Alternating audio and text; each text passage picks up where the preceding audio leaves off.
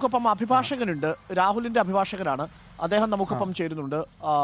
Advocate, ഒരു പ്രധാനപ്പെട്ട സംശയമുള്ളത്, ഈ പെൺകുട്ടി 29-ാം തീയതി ഈ കേസ് സെറ്റിൽ ചെയ്യാനുള്ള അഫിഡവിറ്റിൽ ഒപ്പുവെച്ചു എന്ന് പറയുന്നത് ശരിയാണോ?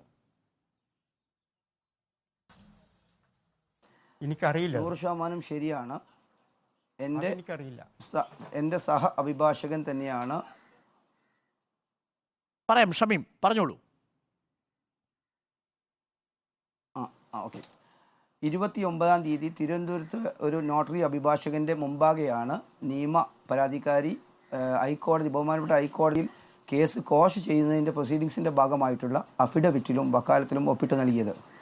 എൻ്റെ ബന്ധപ്പെട്ട അഡ്വക്കേറ്റ് ഋതിക് പി അശോകാണ് പ്രസ്തുത സിഗ്നേച്ചർ പരാതിക്കാരിയുടെ മുമ്പാകെ വെച്ച് വാങ്ങിയിട്ടുള്ളത്. അദ്ദേഹത്തിൻ്റെ സാന്നിധ്യത്തിലാണ്, അദ്ദേഹത്തിന്റെ പേരിലാണ് ആ വക്കാലത്ത് പെൺകുട്ടി ആ പരാതിയിൽ നിന്ന് പിന്മാറാൻ എന്തുകൊണ്ടായിരിക്കും സാഹചര്യം ഉണ്ടായത് ഷമീം?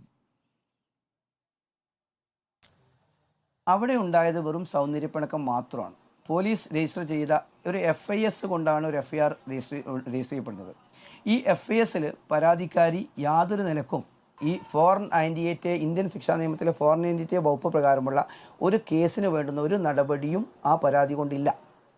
ഒരു സംശയം, ഞാനും സന്ദീപുമായുള്ള വിഷയത്തിലാണ് സാക്ഷിമൊഴികളുണ്ടല്ലോ. പെൺകുട്ടിയെ മർദ്ദിച്ചു എന്നുള്ളതിന്റെ വൂണ്ട് സർട്ടിഫിക്കറ്റ് ഇന്നേ തീയതി വരെ ബഹുമാനപ്പെട്ട ജുഡീഷ്യൽ ഫസ്റ്റ് ക്ലാസ് മജിസ്ട്രേറ്റ് കോടതി 3 മുമ്പാകെ പോലീസ് പെൺകുട്ടിയെ മർദ്ദിച്ചു എന്ന് രാഹുൽ തന്നെ സമ്മതിക്കുന്നുണ്ടല്ലോ ഷമീം. കോപ്പി അപേക്ഷ സ്റ്റേറ്റ്മെന്റ് മീഡിയകളിൽ വന്ന സ്റ്റേറ്റ്മെന്റ് അല്ല, കോടതിയിൽ രേഖകൾ നോക്കിയിട്ടാണ് ബഹുമാനപ്പെട്ട കോടതി പരിശോധിക്കുന്നത്. അല്ല ഷമീം, ശരിയാണ്. പക്ഷേ എനിക്ക് നൽകിയിരിക്കുന്ന അഭിമുഖത്തിലും പെൺകുട്ടി, ഈ രാഹുലിന്റെ കുടുംബവും രാഹുലും വീഡിയോയിൽ തന്നെ സമ്മതിക്കുന്നുണ്ട് താൻ തല്ലി എന്നുള്ളത് ശരിയാണ്. ആ തല്ലാനുള്ള കാരണത്തെക്കുറിച്ചാണ്, അത് സ്വകാര്യമായൊരു വിഷയമാണ്, ഞാനതിലേക്ക് പോകുന്നില്ല. അപ്പോൾ തല്ലി എന്ന് രാഹുലിന്റെ സഹോദരിയും എനിക്ക് തന്നെ അഭിമുഖത്തിൽ തന്നെ മൊഴി നൽകിയിട്ടുണ്ട്. അപ്പോൾ ഇതൊരു പ്രധാനപ്പെട്ട തെളിവാണ്. മാത്രമല്ല, ഇവർ നേരിട്ട് കാണുന്നുണ്ട്, ഈ കുട്ടിയുടെ അച്ഛനും കുടുംബവും കാണുന്നുണ്ട്, കുട്ടിയുടെ മുഖത്ത് മർദ്ദനമേറ്റ പാടുണ്ട്, അവിടെ നിൽക്കുന്ന ആളുകൾ നേരിട്ട് കണ്ടിട്ടുണ്ട്. അപ്പോൾ ആ മർദ്ദിച്ചു എന്നുള്ളതൊരു സത്യം അവിടെ നിൽക്കുമ്പോഴാണ് കുട്ടി ഇപ്പോൾ മൊഴി മാറ്റുന്നത്. അറിയേണ്ടത്, എന്തെങ്കിലും സമ്മർദ്ദം ചെലുത്തി എന്ന് താങ്കൾ കരുതുന്നുണ്ടോ ഷമീം? ഇപ്പോൾ രക്ഷിതാക്കൾ പറയുന്ന അനുസരിച്ച് പ്രതി രാഹുൽ സമ്മർദ്ദം ചെലുത്തിയാണ് മൊഴി മാറ്റിയിരിക്കുന്നത്. ഒരു അഭിഭാഷകൻ എന്ന നിലയിൽ സമ്മർദ്ദപ്പെടുത്തിക്കൊണ്ട് ഒരു അഫിഡവിറ്റ് വാങ്ങാൻ എനിക്ക് പറ്റില്ല.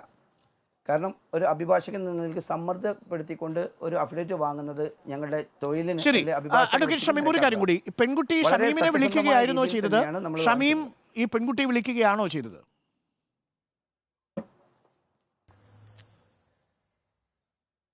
ഷമീം കേൾക്കാമെങ്കിൽ, അഡ്വക്കേറ്റിനെ പെൺകുട്ടി വിളിക്കുകയാണോ ചെയ്തത്, അതോ ഷമീം പെൺകുട്ടിയെ വിളിക്കുകയാണോ ചെയ്തത് ഈ അഫിഡവിറ്റ് ഒപ്പിടാൻ?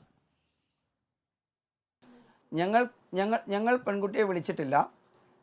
രാഹുലുമായി ബന്ധപ്പെട്ട് പെൺകുട്ടി തിരുവനന്തപുരത്ത് എത്തുകയും അവർ അവിടെ കാര്യങ്ങൾ അറേഞ്ച് ചെയ്തത് രാഹുലും അവരും തമ്മിൽ. ഇതൊരു സൗന്ദര്യപ്പിണക്കം മാത്രമാണ്. അതായത് രാഹുലിനോട് പെൺകുട്ടി ബന്ധപ്പെട്ടതിന് ശേഷം രാഹുൽ വഴിയാണ് അഡ്വക്കേറ്റിനെ അറിയിക്കുന്നത്, അതിനെ തുടർന്നാണ് അഫിഡവിറ്റ് ഒപ്പിടാൻ പോകുന്നത്, അല്ലേ?